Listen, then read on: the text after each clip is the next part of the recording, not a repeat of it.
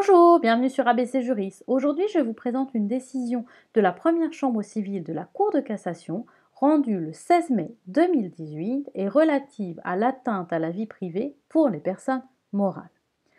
Le président du tribunal de grande instance de Nantes, par une ordonnance sur requête datée du 17 juin 2014, avait autorisé la Caisse nationale du régime social des indépendants, le RSI, à mandater un huissier afin qu'il assiste à une réunion et qu'il en retranscrive les débats et les enregistre. L'association concernée avait demandé sur requête la rétractation de cette ordonnance. La Cour d'appel d'Aix-en-Provence, dans un arrêt du 24 novembre 2016, avait rejeté la demande. L'association avait alors formé un pourvoi en cassation. C'est la deuxième fois que la Cour de cassation se prononce dans cette affaire.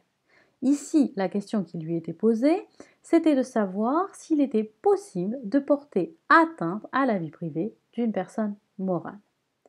Dans son premier moyen, l'association estime que le RSI n'a plus qualité à agir. En effet, le Conseil constitutionnel a abrogé les dispositions de l'ordonnance qui instituait cette institution. L'association en conclut donc que l'ordonnance sur requête du juge des référés aurait dû être rétractée.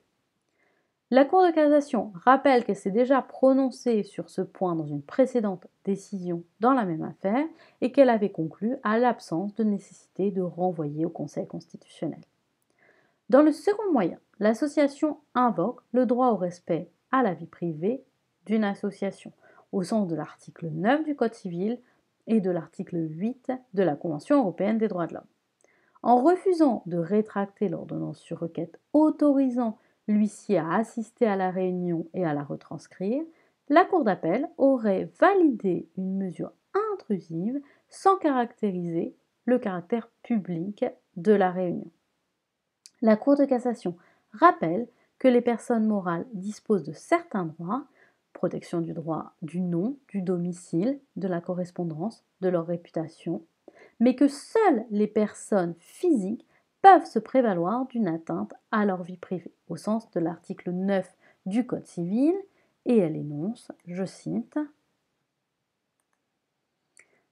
si les personnes morales disposent notamment d'un droit à la protection de leur nom, de leur domicile, de leur correspondance et de leur réputation, seules les personnes physiques peuvent se prévaloir d'une atteinte à la vie privée au sens de l'article 9 du Code civil.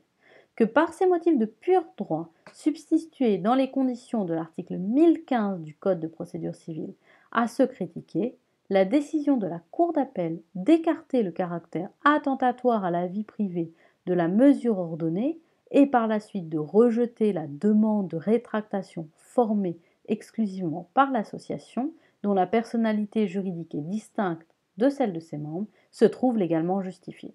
Dès lors, la Cour de cassation rejette le moyen. Donc je vous rappelle qu'en vue du CRFPA, je vous présente une vidéo toutes les semaines, tous les jours, pardon. Je vous invite à vous abonner à ma chaîne pour me suivre et je vous rappelle mes coordonnées.